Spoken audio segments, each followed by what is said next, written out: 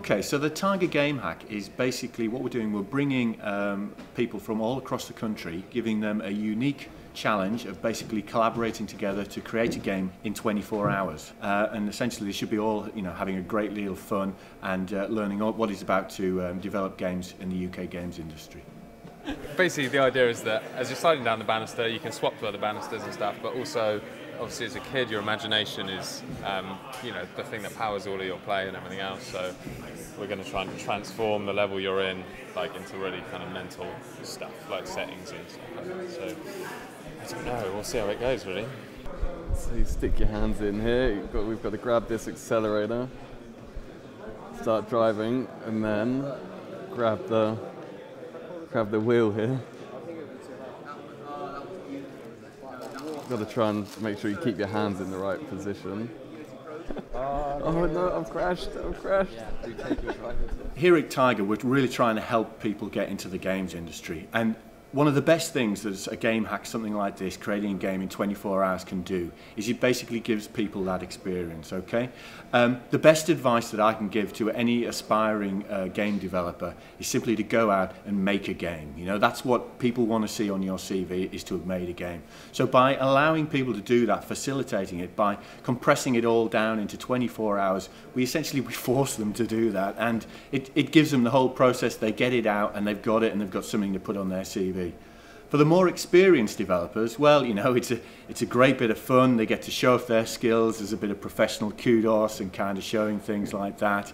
And really, both sides can take a lot from that. They can learn from each other, new ideas, and seeing how an established way of doing things is. So it's all about, condensing it, essentially putting everything into the crucible and getting the very best you can out of such a short space of time. But surprisingly, you'd find that that the limited time pressures really bring out the best in people. Okay, it's kind of like that film, Apollo 13. They've got all these pressures.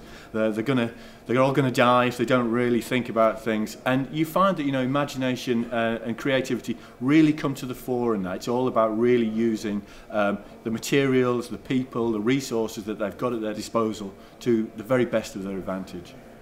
Another great thing about this format is obviously the networking. Something else that we want to do here at Tiger is we really want to introduce people to their peers in the industry. We've got 150, 200 people here. They're split into, I think 30 or 40 different teams. We've got a bunch of people up in Dundee. We've got a live satellite feed, and they're all sat together, working together, collaborating together. I'm sure you'll appreciate that, some game developers are quite shy people, and they're not going to get the best out of it, say a drinks networking reception. But something like this, is really, really powerful for making friends. Well, at the moment, Jackie has modelled a ramp. How the game is working at the moment, I'm not too sure. I don't know if anyone can hear me. I don't want to give my ideas away. But basically, our game is because of the childhood thing. It's like day and night. So during the day, the kid is playing and stuff in a bike, he's going along his bike. But then at night, he gets nightmares and stuff. So ghosts come out, and he has to fight them off and things. So we have a rotating background that turns day to night and stuff. So pretty cool little theme. I haven't seen anything like it so far, so it's quite original. We thought, wouldn't it be nice if a boy's teddy bear goes off to the teddy bear picnic and then doesn't come back, and then you realise that the rest of the teddy bears aren't what you thought, and they've actually ripped your poor teddy bear apart, and you have to climb back to your tree house and fight off the rest of the bears and gather your friend's stuffing. So we thought we'd go with something a bit darker. Yeah, really happy.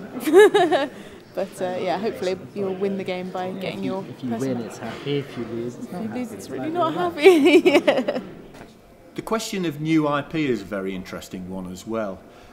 We've seen quite a few examples in past game hacks of people being able to take an IP that they create then and take it forward and actually see a proper release of that game. We've got an additional follow-on prize of £3,000, so potentially more lucrative, and that's for people who take the game that they create here and take it towards commercial release. So it really is not just about learning things here in this 24 hours, but working on those lessons learned and really getting out into the industry, making a name for yourself. and we're really very much instrumental in not just bringing established startups closer towards their goal of realizing commercial success, but also fostering the creation of new startups with the teams that have come together here, the guys, the networking relationships. I mean, they may not even be on the same team, but they've met friends and new friends. So yes, I think it's very, very important and strong, and a really, really useful service that the Tiger GameHack is providing in fostering new startups. We've discussed how the GameHack, the Tiger GameHack, is very much a compressed version of the game industry itself, taking everything that people can learn and compressing it into 24 hours into that crucible of experience. If I can use an example that's more familiar to business viewers, if we look at Eric Ries's lean startup methodology, what we've got here is we've got developers rapidly iterating on a prototype. So they're taking a concept, developing an idea, and then testing the game out, testing it out with people here. So it's a really, really good example in that sense. What's also useful is it's a very, very cost-effective way of providing this training. Obviously, we're doing all of this in 24 hours. We've got some wonderful sponsors here. I mean, we're here at Pinewood Studios, who've been very generous in donating the location and the facilities. We've got some great sponsors in ARM and GameStick and BlackBerry, Centroid 3D, Unity. So, it's really great in that sense because it's bringing all of these disparate groups together and really, really helping the industry. It's an education game because we're basically an education company, and we're trying to teach people Chinese. It's a 2D game. We're going to have a character sort of running around in the game, and they've got to come across Chinese symbols, and then they're going to try and work out what they mean, and then they've got to actually use those symbols. So we're going to do drawing on the screen with the user's going to feel a little bit lost. And we've got a storyline based around that with actually a little child that's actually got lost. So it's a child in a different country, they don't know anything, they can't speak the language, they're feeling totally lost, and then they're using their imagination to make sort of things happen and for everything to get brighter and more cheerful. Basically, we thought about what we kind of, as children, as like what kind of got us through our childhood. And at first we was like our teddy bears. And so we thought, we could have like our teddy bears, our superhero, he's going to get us through it, he's going to save us. And so basically we thought because we kind of wanted to do sort of endless runner sort of platforming game. And then what it came down to is we thought, teddy bear's a bit cliche. So we changed it and we kind of thought, we won't go towards a teddy bear so much, we'll go towards a nightlight. Because we thought, when it comes down to it, you got the nightlight, it's the light, it's fighting off the darkness, the demons, and so we thought light versus dark. So we've got like a little teddy bear sort of superhero basically, who's made of electricity, like light sort of thing, like cleaning up the monsters in the house. Yeah, going around the house, protecting the kids while they're in their bed, running around the bedroom, sort of taking out all the bad guys.